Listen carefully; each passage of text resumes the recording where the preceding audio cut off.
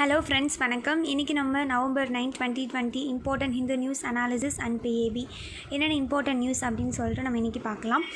So இனி யாராவது subscribe பண்ணலைன்னா சப்ஸ்கிரைப் பண்ணிக்கோங்க. தென் கீழே டிஸ்கிரிப்ஷன் பாக்ஸில் டெலகிராம் லிங்க் இருக்குது. ஸோ நீங்கள் அதில் ஆட் ஆகிக்கோங்க. இன்கேஸ் உங்களுக்கு அதில் ஆட் ஆக முடியல அப்படின்னா டெலகிராமில் சாந்தி ஐஏஎஸ் அப்படின்னு சொல்லிட்டு டைப் பண்ணுங்கள். ஸோ அதில் நீங்கள் ஈஸியாக ஆட் ஆகிக்கலாம். ஸோ ஆக்சுவலாக இதில் 2 குரூப் இருக்குது. ஒன்று டிஸ்கஷன் குரூப், இன்னொன்று இந்த பிடிஎஃபை நான் போடுற குரூப். ஸோ உங்களுக்கு ஏதாவது யூபிஎஸ் ரிலேட்டடான டவுட்ஸ் இருக்குது அப்படின்னா நீங்கள் டேரெக்டாகவே டெலகிராமில் நீங்கள் சாந்தி ஐஏஎஸ்ன்னு டைப் பண்ணாவே வரும். ஸோ 2மே இருக்கும். இதில் நான் ப்ரொஃபைல் யூபிஎஸ்சி அப்படின்னு சொல்லிட்டு நான் வச்சுருப்பேன். ஸோ அந்த இது தான் அதில் இருக்கும். ஸோ நீங்கள் அதை யூஸ் பண்ணிக்கலாம். இதோட பிடிஎஃப் அங்கே அவைலபிளாக இருக்கும். அது மட்டும் இல்லாமல் டெய்லி மெயின்ஸ் ஆன்சர் ரைட்டிங் நடக்கும். சண்டே மட்டும் மெயின்ஸ் ஆன்சர் ரைட்டிங் இருக்காது. அன்றைக்கி ரிவிஷன் இருக்கும். ஸோ மெயின்ஸ் ஆன்சர் ரைட்டிங்கில் ஜாயின் பண்ணணும் அப்படின்னாலும் நீங்கள் அதில் ஆன்சர் எழுதி நீங்கள் அதில் போஸ்ட் பண்ணலாம். தென் டெய்லி ஷெடியூல்ஸ் 2021 ப்ரிப்பரேஷனுக்கான டெய்லி ஷெடியூல்ஸ் அங்கே போயிட்டுருக்கு. ஸோ அது உங்களுக்கு தேவைனாலும் நீங்கள் அதில் ஜாயின் பண்ணிக்கலாம். ஸோ இன்றைக்கி நம்ம ஃபர்ஸ்ட் நியூஸ் என்ன அப்படின்னு சொல்லிட்டு நம்ம இன்றைக்கி பார்க்கலாம். ஸோ ஆக்சுவலாக இன்றைக்கி நியூஸில் இந்த ஓப்பன் ஆர்ட் பேஜில் இருக்குது. ஸோ இது என்விரான்மெண்ட் ரிலேட்டடாகவும் வரலாம், ஜியோகிரஃபி ரிலேட்டடாகவும் வரலாம், நிறையா எல்லாத்துலேயுமே ரிலேட்டட்ஸ் தான். பேப்பர் 1 அண்ட் பேப்பர் 3, மெயினாக பேப்பர் 3ல் நம்ம சொல்லலாம். ஏன்னா நமக்கு நல்லாவே தெரியும் இதில் அவர் என்ன சொல்ல வர்றாரு அப்படின்னா COVID-19 பற்றியும், அட் த சேம் டைம் இதனால் கிளைமேட்னால என்ன மாதிரி வந்துச்சு, அது மட்டும் இல்லாமல் என்னென்ன கண்ட்ரீஸ்லாம் கார்பனை நியூட்ரல் பண்ணணும் அப்படின்னு நினச்சிக்கிட்டு இருக்காங்க, அது மட்டும் இல்லாமல் அதில் இந்தியாவோட ஸ்டாண்ட்ஸ் எப்படி இருக்குது அப்படிங்கிற மாதிரி இவர் இதில் பேசியிருப்பார். ஸோ இவர் ஒரு எக்ஸாம்பிள் எப்படி கொடுக்குறாரு அப்படிங்கிற மாதிரி நம்ம இப்போ அதில் ஸ்டார்டிங்ஸ்லேருந்து பார்க்கலாம். இப்போ ஹிஸ்ட்ரி அப்படின்னா நமக்கு நல்லாவே தெரியும். 2 பீரியடாக நம்ம டிவைட் பண்ணிடுவோம். ஒன்று என்ன சொல்லுவோம், பிசிஇ அப்படின்னு சொல்லுவோம், அப்படின்னா பிஃபோர் தி காமன் எரா அப்படின்னு சொல்லுவோம். இன்னொன்று என்ன சொல்லுவோம், சிஇ அப்படின்னு சொல்லுவோம், அப்படின்னா காமன் எரா.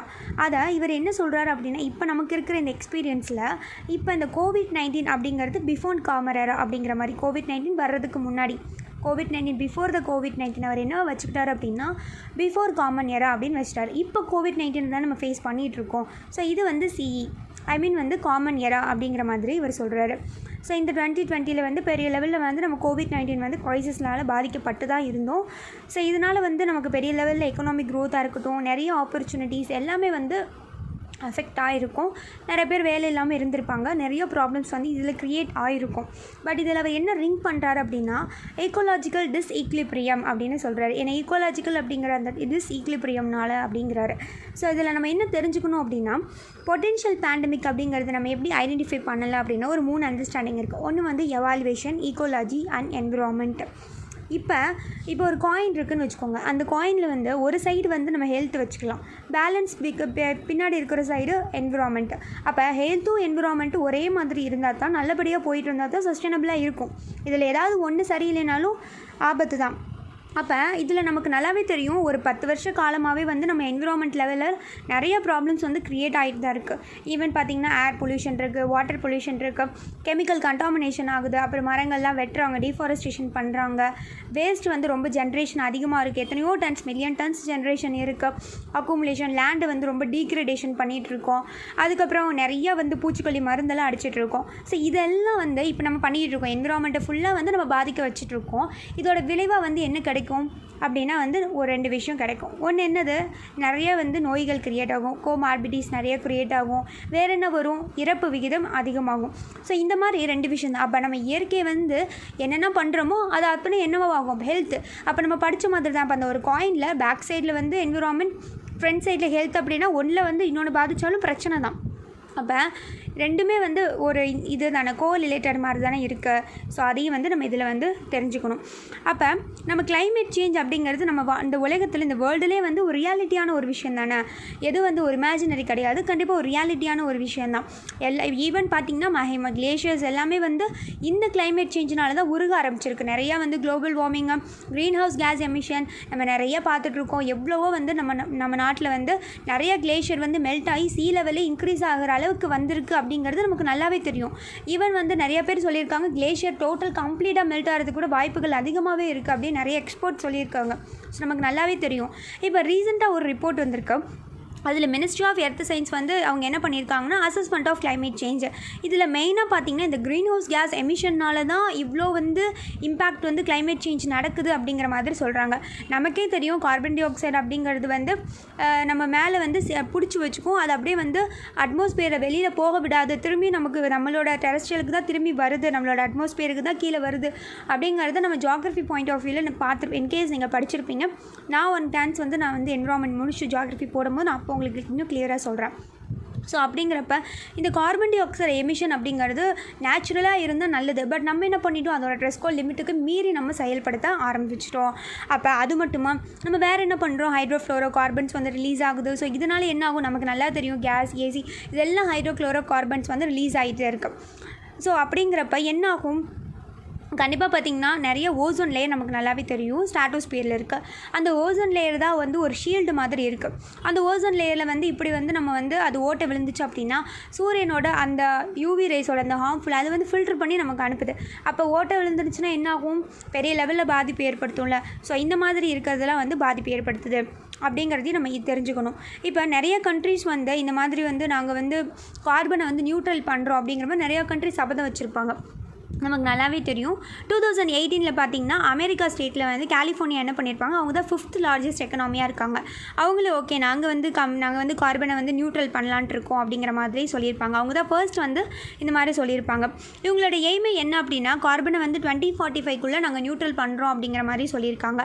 ஈவன் நமக்கு நல்லாவே தெரியும், இதுக்கு முன்னாடி நியூஸ் ஆர்டிகல்ஸில் நம்ம பார்த்தோம், சைனா கூட வந்து யுனைடெட் நேஷனோட அந்த இதில் கூட வந்து ஆனிவர்சரியில் கூட சொல்லி சபதம் போட்டிருக்கு, நான் வந்து 2060 வந்து கார்பனை வந்து எமிஷனை வந்து நான் கண்ட்ரோல் பண்ணுவேன் அப்படிங்கிற மாதிரி சொல்லியிருக்கு நம்ம கேள்விப்பட்டோம். அது மட்டும் இல்லாமல் சில வாரங்களுக்கு முன்பாக என்ன இருக்குது அப்படின்னா ஜப்பான் அண்ட் சவுத் கொரியா அவங்களும் என்ன பண்ணியிருக்காங்க, ஓகே நாங்களும் வந்து 2050 வந்து இந்த மாதிரி வந்து பண்ணிடுவோம் நியூட்ரல் பண்ணிடுவோங்கிற மாதிரி லைக் யூரோப்பியன் யூனியன் மாதிரி அவங்களும் முடிவு பண்ணியிருக்காங்க.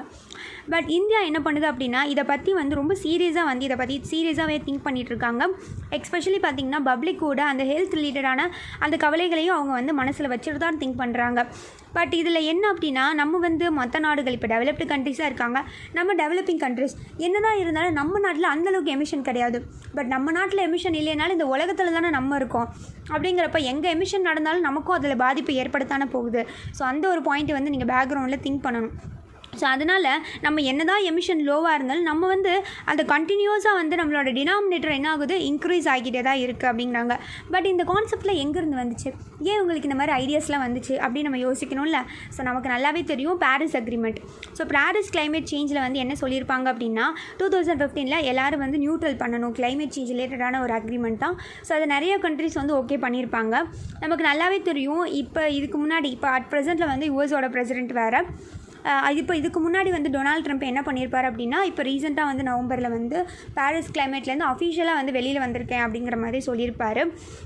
ஸோ அப்போ பாரிஸ் கிளைமேட் அப்படிங்கிறது வந்து நமக்கு ரொம்ப ரொம்ப முக்கியம். ஸோ அதை வச்சு தான் வந்து எல்லாருமே வந்து அந்த குளோபல் வார்மிங் வந்து 2% கீழே 2 டிகிரி செல்சியஸ் கீழே வந்து ப்ரீ இண்டஸ்ட்ரியல் லெவலில் இருந்ததை வந்து கம்மி பண்ணணும் அப்படிங்கிறது வந்து நம்மளோட நோக்கம். ஸோ இதுக்காக இந்தியா வந்து எவ்வளவோ ஸ்டெப்ஸ் எடுத்திருக்கு.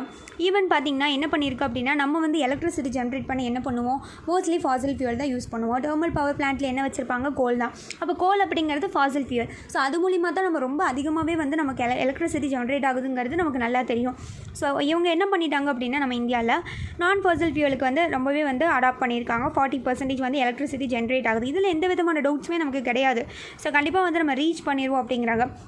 ஈவன் இன்னொரு விஷயம் என்ன அப்படின்னு பார்த்திங்கன்னா எவ்வளோ தான் நம்ம கார்பன் எமிஷன் பண்ணாலும் அது ஈக்குவலாக வந்து கார்பன் சிங்க் பண்ணுறோம். கார்பன் சிங்க் அப்படின்னா என்ன அர்த்தம், இப்போ ஃபாரஸ்ட் அப்படிங்கிறப்ப அதுக்கு வந்து என்ன தேவை, அது வந்து அங்கே செடிகள்லாம் நிறையா இருக்கும், மரங்கள்லாம் நிறையா இருக்கும்.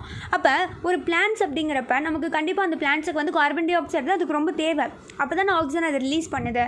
ஸோ அப்போ கார்பன் டை ஆக்சைடு தேவை அப்படின்னா இவ்வளோ கார்பன் டை ஆக்சைடு இருக்குன்னா இப்போ நிறைய மரங்களை வளர்த்து வச்சோம்னா போதும், ஆட்டோமேட்டிக்காக கார்பன்லாம் வந்து பிடிச்சி வச்சுக்கும். ஈவன் அதே மாதிரி தானே ஓஷன்லேயே அப்படி தான், அங்கே நிறைய பிளான்ட்ஸ் ஃபைட்டோ பிளான்ட் நிறையா இருக்கும். ஸோ அது என்ன பண்ணும், அதுவும் கார்பன் டை ஆக்சைடு எடுத்து வச்சுக்கோம்ல. அப்போ அது மூலிமா நிறையா வந்து ஆக்சிஜன் வந்து தண்ணியில் சப்ளை ஆகும்ல. அதுக்குன்னு சொல்லிட்டு நம்ம ஆக்சிஜன் வந்து தண்ணியில் தான் அதிகமாக இருக்குன்னு நம்ம நினச்சிடக்கூடாது. அட்மாஸ்பியரை ஆக்சிஜனை கம்பேர் பண்ணும்போது தண்ணியில் ஆக்சிஜன் கம்மி தான். பட் அது ஃபிஷ்ஷுக்கு போதுமான அளவு தான். ஸோ அதை நம்ம தெரிஞ்சுக்கணும். ஸோ அதுதான் கார்பன் சிங்க். நம்ம அந்தளவுக்கு ஈக்குவலாக பண்ணிடுறோம். பட் இப்போ வந்து பார்த்திங்கன்னா பாரிஸ் 2015 அக்ரிமெண்ட்டில் என்ன சொல்லியிருப்பாங்க அப்படின்னா கார்பன் சீக்வஸ்ட்ரேஷன் பண்ணணும் அப்படிங்கிற மாதிரி சொல்லியிருப்பாங்க. ஸோ அதுக்காக நம்ம நிறைய வந்து ஃபாரஸ்ட்லாம் இது பண்ணுவோம். இப்போ நம்மளோட இந்தியாவில் என்ன எய்ம் அப்படின்னு பார்த்திங்கன்னா நம்ம 5 ட்ரில்லியன் வந்து அச்சீவ் பண்ணணும்னு நினச்சிட்டு இருக்கோம். டெஃபினட்டாக வந்து கொஞ்சம் வருஷத்தில் வந்து நம்ம அச்சீவ் பண்ணிடுவோம் அப்படிங்கிற மாதிரி சொல்கிறாங்க. நம்ம என்ன பண்ணணும்னா பெரிய லெவலில் வந்து ஒரு மேசிவான சயின்டிஃபிக் இன்வென்ஷனை அப்புறம் டெக்னாலஜிஸ்லாம் கொண்டு வந்தால் மட்டும்தான் நம்மளால் வந்து இந்த க்ரீன் ஹவுஸ் கேஸ் எமிஷனை வந்து நம்மளோட அட்மாஸ்பியர்லேருந்து வெளியில் கொண்டு வர முடியும் அப்படிங்கிற மாதிரி இங்கே இவர் வந்து சொல்லியிருக்காரு. ஈவன் ஜிடிபி வந்து எந்த விதமான டவுட்டும் இல்லாமல் ரிவைவ் ஆகும், க்ரோத்து வந்து நல்ல பாத்தில் போயிட்டுருக்கும் அப்படிங்கிற மாதிரி சொல்கிறாரு. ஸோ நம்ம க்ரீன் மேனரில் போகணும் அப்படிங்கிற மாதிரி சொல்கிறார். GDP is not a cross but green அப்படின்னு சொல்கிறாரு. ஸோ அந்த கான்செப்ட் நமக்கு ரொம்ப ரொம்ப இம்பார்ட்டன்ட். ஸோ அவர் என்ன சொல்கிறாருன்னா கிளைட் வைஸு ஹெல்த் வைஸும் பார்க்கலாம், அது சேம் டைம் என்விரான்மெண்டல் வைஸும் பார்த்தோம்னா சஸ்டைனபிள் டெவலப்மெண்ட் இருக்கும் அப்படிங்கிற மாதிரி இவர் சொல்கிறாரு. ஸோ இதில் நீங்கள் என்ன பண்ணலாம் அப்படின்னா எஸ்ஏ வந்து நீங்கள் எழுதுறீங்கன்னு வச்சுக்கோங்க, நிறையா டேட்டாஸு அதுக்கப்புறம் நிறைய ஸ்கீம்ஸு ஒரு ஜிஎஸ் பேப்பர் ஃபார்மேட்டில் எழுத முடியாது. நம்ம வந்து ஒரு நார்மலாக ஒரு பர்சன் இருக்காருன்னா அவர் ஈஸியாக அண்டர்ஸ்டாண்ட் பண்ணணும். அந்த ஒரு கான்செப்டில் தான் நம்மளால் வந்து நிறைய வந்து ஸ்கீம்ஸ்லாம் கொடுத்து அத்தனை பக்கத்துக்கு நம்மளால் எழுதுறதுக்கு சான்ஸே இல்லை. யாருனாலேயும் அப்படி முடியாது, நிறையா ஜென்ரேட் ஆகாது ஐடியாஸை. ஸோ நம்ம வந்து ஒரு நார்மலாக ஒரு பர்சனுக்கு வந்து அண்டர்ஸ்டாண்ட் பண்ணுற மாதிரி ஒரு கோர்வியாக தான் நம்ம எஸ்ஸே எழுதணும். ஸோ அதுக்கு வந்து இந்த மாதிரி கிளைமேட் ரிலேட்டடாக கேட்டால் இதில் வந்து அவங்க ஒரு கோர்வியாக எழுதியிருக்காங்க. ஸோ இது வந்து ஒரு ரொம்பவே வந்து யூஸ்ஃபுல்லாக இருக்கும். ஸோ அதுக்காக தான் இந்த மாதிரி ஆர்டிகல்ஸ்லாம் வந்து நம்ம படிக்கிறது. ஸோ அடுத்து பார்த்திங்கன்னா இதில் ஆக்சுவலாக எதை பற்றி பேசுகிறாங்க, strategic comfort with the Maldives. So இது வந்து ஜிஎஸ் பேப்பர் 2 இன்டர்நேஷனல் ரிலேஷனில் வரும். ஸோ ஆக்சுவலாக வந்து நமக்கு நல்லாவே தெரியும் நம்மளோட நெய்பரிங் கண்ட்ரிஸ் தான் மால்தீவ்ஸ். ஸோ மால்தீவ்ஸ் பற்றி நம்ம வந்து இப்போ நம்ம 2 பேத்துக்குள்ள அந்த பைலேட்ரல் ரிலேஷனை பற்றி நம்ம பார்க்கலாம். ஸோ இதில் 2 விஷயம் இருக்குது. ஒன்று இந்தியா அவுட், இன்னொன்று வந்து இந்தியா ஃபஸ்ட். ஸோ அந்த 2 பாலிசி இருக்கா. இந்தியா அவுட் அப்படின்னா இதுக்கு முன்னாடி இருந்த அவர் இந்த மால்தீவ்ஸில் இருந்தவர் சொல்கிறாரு. இதே இந்தியா இது ப்ரெசென்ட் அப்படி ஃபர்ஸ்ட் அப்படின்னா இப்போ இருக்கிற அட் ப்ரெசென்ட்டில் இருக்கிறவர் வந்து சொல்கிறது. ஸோ அப்போ இந்தியா அவுட்னா என்ன, இந்தியா ஃபர்ஸ்ட் அப்படின்னா என்ன அப்படிங்கிறத பற்றி நம்ம தெரிஞ்சுக்கலாம். இந்தியா அவுட் அப்படிங்கிறது இதுக்கு முன்னாடி இருந்த prime minister. So I think அவர் பேர் வந்து அப்துல்லா ஏமன் அவர் வந்து. ஸோ அவங்களுக்கும் இவங்களுக்கும் உள்ள ரிலேஷன் வந்து இதுக்கு முன்னாடி இப்போ, அது மட்டும் இல்லாமல் இதுக்கு முன்னாடி இருந்து என்ன மாதிரிலாம் இருக்குது அப்படிங்கிறத பற்றி தான் இப்போ நம்ம பார்க்க போகிறோம். ஸோ ஃபஸ்ட்டு பார்த்திங்கன்னா இப்போ வந்து பைலேட்ரல் ரிலேஷன் வந்து 2 பேத்துக்கும் வந்து இது பண்ணுறாங்க. மிஸ்டர் ஹர்ஷ்வர்தன் நமக்கு நல்லாவே தெரியும், ஃபாரின் செக்ரட்டரி அப்படிங்கிறவர். ஸோ அவங்களும் அங்கே இருக்கிறவங்களும் வந்து 2 பேரும் வந்து ரொம்ப முக்கியமாக வந்து பைலேட்ரல் ரிலேஷன் வந்து போகுது. ஸோ அந்த பைலேட்ரலில் வந்து ஆக்சுவலாக வந்து நிறைய விஷயங்கள் இருக்குது, எக்கனாமிக்காக இருக்கட்டும், நிறைய மாடல். ஆனால் இன்னொரு விஷயத்தை நீங்கள் நோட் பண்ணி வச்சுக்கணும். என்ன அப்படின்னா நம்ம இந்தியா வந்து நெய்பர்ஹுட் ஃபர்ஸ்ட் பாலிசி அப்படிங்கிறது நமக்கு இந்தியா இருக்குது. என்ன தான் வந்து இப்போ ஃபார் எக்ஸாம்பிள் வேறு ஒரு கண்ட்ரி நம்ம பக்கத்தில் இருக்க கண்ட்ரி கேட்டுக்கிறாங்கன்னு வச்சுக்கோங்க, நம்ம யாருக்குமே எப்போ ப்ரிஃபரன்ஸ் ஃபஸ்ட்டு கொடுப்போம் அப்படின்னு பார்த்தீங்கன்னா நம்ம நெய்பருக்கு தான் கொடுப்போம். ஏன்னா நெய்பர் தான் நமக்கு ரொம்ப ரொம்ப இம்பார்ட்டன்ட். ஸோ நமக்கு வந்து நெய்பர்ஹுட் ஃபர்ஸ்ட் பாலிசி அப்படிங்கிறது நமக்கு இருக்குது. ஈவன் பார்த்திங்கன்னா இந்தியாவும் மால்தீவ்ஸும் கிட்டத்தட்ட 100 வருடங்களாகவே பார்த்திங்கன்னா 2 பேருமே ஒரு நல்ல ஒரு பைலேட்ரல் ரிலேஷன் வச்சுருக்காங்க. டெக்னாலஜியாக இருக்கட்டும் 2 பேத்துக்கும் ஈஸியாக வந்து எக்ஸ்சேஞ்ச் பண்ணிக்கிறது, கான்டாக்ட் எக்ஸ்சேஞ்ச் எல்லாத்துக்குமே இருக்காங்க. ஈவன் பார்த்திங்கன்னா மால்தீவ்ஸில் இருக்க ஸ்டூடெண்ட்ஸ்லாம் வந்து இங்கேருந்து எஜுகேஷன் கற்றுக்குவாங்க, நம்ம இந்தியாவுக்கு வந்து கற்றுக்குவாங்க. நிறையா பேஷண்ட்ஸ்லாம் வந்து இந்தியாவுக்கு வருவாங்க. ஈவன் பார்த்திங்கன்னா நம்ம விசா ஃப்ரீ, ரொம்ப வந்து சுதந்திரமாக லிபரலாக வந்து விசா ஃப்ரீ வந்து நம்ம கொடுத்துருக்கோம் இந்தியாவில். ஆனால் மால்தீவ்ஸ் பொறுத்த வரைக்கும் பார்த்திங்கன்னா மால்தீவ்ஸில் வந்து ஒரு நல்ல ஒரு எக்கனாமி வந்து இருக்குது அப்படின்னா அதுக்கு மெயின் காரணமே பார்த்திங்கன்னா டூரிசம். அங்கே டூரிசம் ரொம்பவே வந்து நல்லாயிருக்கும். அங்கே வந்து ஒரு டூரிஸ்ட்டு வந்து டெஸ்டினேஷனே சொல்லலாம், அந்தளவுக்கு வந்து அங்கே ரொம்பவே வந்து நல்லாயிருக்கும். பட் இந்தியா பார்த்திங்கன்னா நிறைய லெவலில் வந்து மால்தீவ்ஸ்க்கு வந்து ரொம்பவே வந்து எமர்ஜென்சி அசிஸ்டன்ஸ்லாம் கொடுத்துருக்காங்க. ஈவன் பார்த்திங்கன்னா 1988 ஆப்ரேஷன் கஸ்டஸ் அப்படிங்கிற ஒரு இதனால் அவங்களுக்கு நிறையா வந்து ஹெல்ப் பண்ணியிருப்பாங்க. அது 2004 வந்து சுனாமி வந்து நடந்திருக்கும், இதனால் வாட்டர் க்ரைசிஸ் வந்து பிரச்சனை வந்திருக்கும், அதுக்கு ஹெல்ப் பண்ணியிருப்பாங்க. அது மட்டும் இல்லாமல் $250 மில்லியன் வந்து குயிக் டைமில் வந்து அவங்களுக்கு ஹெல்ப் பண்ணியிருக்காங்க. பட் இதில் என்ன அப்படின்னா இதில் 2 பாலிசி இருக்குன்னு சொன்னேன்ல, ஒன்று வந்து இந்தியா அவுட், இன்னொன்று வந்து இந்தியா ஃபஸ்ட் அப்படிங்கிறது. இந்தியா அவுட் அப்படிங்கிறது இதுக்கு முன்னாடி இருந்த அந்த ஏமன்கிறவர் என்ன பண்ணுவார் அப்படின்னா இந்தியா கிட்ட அந்தளவுக்கு வந்து இது பண்ண மாட்டார். ஏன் அப்படின்னா அவருக்கு வந்து சைனா கிட்ட வந்து ஒரு இன்ஃப்ளூயன்ஸ் வந்து நல்லா இருந்துச்சு. ஸோ அதனால் இந்தியா கிட்ட அந்தளவுக்கு வந்து அவர் வந்து இது பண்ண மாட்டார், அவர் அகென்ஸ்டாகவே இருப்பார். பட் இப்போ இருக்கிறவர் அப்படி கிடையாது. அட் ப்ரெசென்ட்டில் இருக்கிறவர் பார்த்திங்கன்னா இந்தியா ஃபர்ஸ்ட் பாலிசி அப்படின்னு சொல்லுவாங்க. ஸோ அதுதான் வந்து இதில் வந்து நீங்கள் தெரிஞ்சிக்க வேண்டிய விஷயம். அப்போ இதுக்கு முன்னாடி இருந்தவர் வந்து டுவோர்ட்ஸ் சைனாவில் இருக்கனால ஒரு பயாஸ் அகேன்ஸ்ட் இந்தியாவாக இருந்தார். பட் இப்போ இருக்கிறவர் வந்து அந்தளவு கிடையாது. ஸோ அதனால் வந்து நம்ம கண்டினியூவாக வந்து இவங்க 2 பேர்த்தோட ரிலேஷன் பைலேட்ரலில் வந்து நல்லபடியாக போகும், ஸ்ட்ராட்டஜிக் கம்ஃபர்ட்டாக தான் இருக்கும் அப்படிங்கிற மாதிரி சொல்கிறாங்க. ஸோ இதை பற்றி நீங்கள் கண்டிப்பாக வந்து ஜஸ்ட் என்னன்னு மட்டும் தெரிஞ்சுக்கோங்க. மால்தீவ்ஸ் அண்ட் இந்தியா பைலேட்ரல் ரிலேஷனால். Then India and Britain. So India and Britain அப்படிங்கிறவர் வந்து ஆக்சுவலாக வந்து இப்போ இந்த யூஎஸ் பிரசிடெண்ட்டாக வந்து தேர்ந்தெடுக்கப்பட்டிருக்காரு. இதுக்கு முன்னாடி டொனால்ட் ட்ரம்ப் இருந்தார். இப்போ வந்து இவர். ஸோ இவரை பற்றின விஷயங்கள் பற்றி நம்ம ஜஸ்ட்டு தெரிஞ்சுக்கலாம். ஸோ ஆக்சுவலாக வந்து இவருக்கு நல்லாவே வந்து ஒரு எக்ஸ்பீரியன்ஸான ஒரு ஹேண்டு தான். ஏன் அப்படின்னா இவர் வந்து வைஸ் பிரசிடெண்ட்டாக வந்து ஃபார்மராக இருந்திருக்காரு. ஸோ அதனால் வந்து இவருக்கு நல்லாவே வந்து நாலேஜ் நிறையாவே இருக்குது. அது மட்டும் இல்லாமல் ஓகே, இந்தியாவும் வந்து இப்போ என்ன சொல்லுது அப்படின்னா நியூவாக வந்து வந்திருக்க அட்மினிஸ்ட்ரேஷனுக்கு வந்து நாங்கள் வந்து ப்ரிப்பேராக தான் இருக்கோம் அப்படிங்கிற மாதிரியும் சொல்கிறாங்க.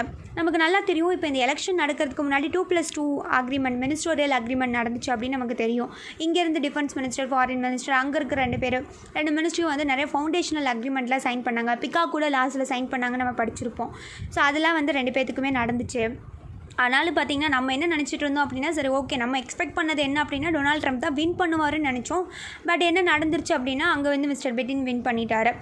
பட் இதில் என்ன நடக்கும் அப்படின்னா டொனால்ட் ட்ரம்ப் வந்து பாரிஸ் அக்ரிமெண்ட்லேருந்து போனார். பட் இவர் திரும்பி வருவாரா அப்படிங்கிறத நம்ம யோசிக்கணும். நமக்கு நிறைய எனர்ஜி டிரான்ஸ்ஃபர்மேஷன் ஹெல்ப் பண்ணுவாங்களா அப்படிங்கிறத நம்ம பார்க்கணும். அது மட்டும் இல்லாமல் அந்த ஜாயின்ட் காம்ப்ரிஹென்சிவ் இருக்குல்ல, அந்த ரிலேட்டடான அக்ரிமெண்ட் வந்து ஈரான் கிட்டே இருக்குது. ஈரானோட இதில் வந்து இவர் பண்ணியிருப்பார் டொனால்ட் ட்ரம்ப். ஸோ அதை வந்து திரும்பி வந்து இவர் வந்து நெகோஷியேஷன் பண்ணுவாரா அப்படிங்கிறதையும் நம்ம தெரிஞ்சுக்கணும். அது மட்டும் இல்லாமல் ரீஜனல் கனெக்டிவிட்டி இருக்குமா அதையும் நம்ம யோசிக்கணும். அது மட்டும் இல்லாமல் ஆப்கானில் வந்து நிறையா புல் அவுட், அது வந்து ரிவர்ஸ் நடக்குமா அப்படிங்கிறதையும். அது மட்டும் இல்லாமல் இவங்க வந்து சைனா கிட்ட வந்து அந்தளவுக்கு இருக்க மாட்டாங்க அப்படிங்கிற மாதிரி தான் சொல்கிறாங்க. ஸோ இதில் என்ன ஒரு ஹார்ட் நர்வ்ஸ் அப்படின்னு பார்த்தீங்கன்னா இஷ்யூ வந்து நம்ம நாட்டில் இருக்கக்கூடிய அந்த human rights, Jammu and Kashmir issue, அப்புறம் சிட்டிசன்ஷிப் அமெண்ட்மெண்ட் பில் நம்ம கொண்டு வந்தது. ஸோ இந்த இஷ்யூஸ்லாம் வேறு இருக்குது அப்படிங்கிறத பற்றி தான் இந்த ஆத்தர் வந்து இதில் சொல்கிறாரு. ஸோ ஜஸ்ட் இதை ரீட் பண்ணி பாருங்கள், உங்களுக்கு புரியும். அடுத்த நியூஸ் பார்த்திங்கன்னா ஜஸ்ட் இதில் நீங்கள் என்ன தெரிஞ்சுக்கணும் அப்படின்னா இந்த நியூஸில் இது வந்து ஆக்சுவலாக வந்து பேனியன் ட்ரீ. ஸோ அந்த பேனியன் ட்ரீயில் வந்து இது வந்து ஆக்சுவலாக வந்து ஒரு செஞ்சுரி ஓல்டு ட்ரீ தான். பட் இந்த ட்ரீ வந்து ரொம்பவே வந்து அஃபெக்ட் ஆகிருக்கு. ஹெல்த்தி ஜெர்மினேஷன் அது வந்து ரொம்ப பெரிய லெவலில் வந்து ஆக்சுவலாக வந்து அஃபெக்ட் ஆகிருக்கு. ஸோ அதை சரி பண்ணுறதுக்காக ஒரு பெஸ்டிசைட்ஸ் யூஸ் பண்ணியிருக்காங்க. ஸோ அந்த பெஸ்டிசைட்ஸ் பார்த்திங்கன்னா 3 to 3.5 ஏக்கர்ஸ் பக்கம் வந்து பார்த்திங்கன்னா ஃபுல்லாக வந்து அவங்க வந்து பெஸ்டிசைட்ஸ் வந்து யூஸ் பண்ணியிருக்காங்க. எங்கே அப்படின்னா தெலுங்கானாவில். ஸோ ஜஸ்ட் அந்த பேனியன் ட்ரீஸ்னால் அந்த ட்ரீயை பற்றி மட்டும் சும்மா என்னென்னு தெரிஞ்சுக்கோங்க. அந்த பெஸ்டிசைட்ஸ் யூஸ் பண்ணியிருக்காங்களோ அது என்னென்னு மட்டும் தெரிஞ்சால் போதும். குளோர்ஃபைரிசோஸ் அப்படிங்கிற வந்து அந்த பெஸ்டிசைட்ஸ் வந்து ஜஸ்ட் இதை வந்து ஸ்ப்ரே பண்ணியிருக்காங்க. ஸோ அதுக்காக தான் இந்த நியூஸு. ஜஸ்ட் என்னென்னு மட்டும் தெரிஞ்சுக்கோங்க. அடுத்தது வந்து காப்ஸ் கமாண்டர் ஸ்டாக்ஸ் வேர் கேண்டிடேட்ஸ் கன்ஸ்ட்ரக்டிவ் அப்படின்னு சொல்லியிருக்காங்க. ஸோ இந்தியாவுக்கும் சைனாவுக்கும் பார்த்திங்கன்னா 8th ரவுண்டில் வந்து காப்ஸ் கமாண்டர் லெவலில் வந்து டாக்ஸ் நடக்குது. ஆக்சுவலாக வந்து ஃப்ரைடே நடந்திருக்கு. ஸோ உங்கள் 2 சைட்லேயும் மோஸ்ட்லி எதை பற்றி பேசுவாங்க நமக்கு கண்டிப்பாக தெரியும். லைன் ஆஃப் ஆக்சுவல் கண்ட்ரோல் அந்த பிரச்சனை பற்றி தான் பேசுவாங்க. ஸோ அதை பற்றி தான் வந்து காப்ஸ் கமாண்டர் லெவலில் டாக்ஸ் நடந்திருக்கு. பட் இது வந்து என்ன சொல்லியிருக்காங்க அப்படின்னா 2 லெவல் இந்தியாவும் சரி சைனீஸ் ஆர்மிஸும் சரி agreed to hold another round soon அப்படின்னு சொல்கிறாங்க. இன்னொரு ரவுண்டு நடக்கும் அப்படிங்கிற மாதிரி இதில் சொல்லியிருக்காங்க. ஜஸ்ட்டு உங்கள் 2 பேருக்கு இடையில வந்து காப்ஸ் கமாண்டர் டாக் நடந்திருக்கு அப்படிங்கிற மாதிரி ஜஸ்ட் ரிலேட்டடான விஷயங்கள் மட்டும் நீங்கள் தெரிஞ்சுக்கோங்க. ஸோ அடுத்தது பார்த்திங்கன்னா இன்றைக்கி பிஐபியில் என்னது அப்படின்னா இது ரொம்ப ரொம்ப முக்கியமான ஒரு ஸ்கீம். இது வந்து அடல் பிமித் வியாக்தி கல்யாண் யோஜனா. இந்த ஸ்கீம் வந்து ஆக்சுவலாக வந்து சிஎஸ்ஐசி அப்படிங்கிறவங்க தான் இது பண்ணுறாங்க. ஸோ இதில் என்ன பண்ணுவாங்க அப்படின்னா இனிமேல் ஆன்லைன் மூலியமாகவும் கிடைக்கும்னு சொல்லுவாங்க. அது என்ன அடல் பிமித் வியாக்தி கல்யாண் யோஜனா அப்படிங்கிறது நம்ம தெரியணும்ல. ஸோ அப்படின்னா என்ன அப்படின்னா இந்த COVID-19 நிறைய பேர் வந்து வேலை இல்லாமல் போயிருப்பாங்க. ஃபார்மல் செக்டர்ஸில் இருப்பாங்களே, ஸோ அவங்களுக்குலாம் வந்து நிறைய வேலை போயிருக்கும். ஸோ அப்படி வேலை போனவங்களுக்காக பெனிஃபிட் கொடுக்கறதுக்காக தான், அமௌண்ட் தரதுக்கு தான் இந்த அடல் பிமித் வியாதி கல்யாண் யோஜனா அப்படிங்கிற ஒரு விஷயம். அவங்க கண்டிப்பாக வந்து சிஎஸ்ஐயில் இருந்திருக்கணும்.